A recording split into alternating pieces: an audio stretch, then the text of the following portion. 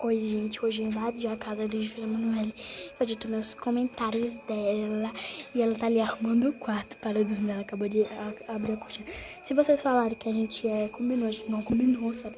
Fala com os pais dela que eu ia vir, só que ela tá ali bem ali arrumando o quarto. Eu vou virar a câmera pra vocês verem melhor. E, gente, ela não pode nos ver aqui. Hoje eu tô entrando aqui, ó. Tá bem ali.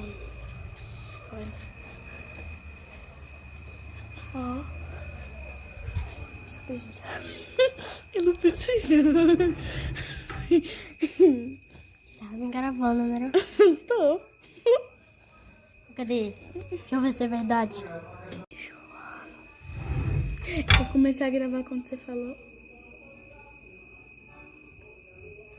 Gente, ela ficou revoltada comigo, entendeu? E foi isso, ela ficou revoltada, gente, comigo, sabe? Ela tá com raiva de mim. Ela tá com raiva de mim. Ó, tá com raiva de mim, é? Não.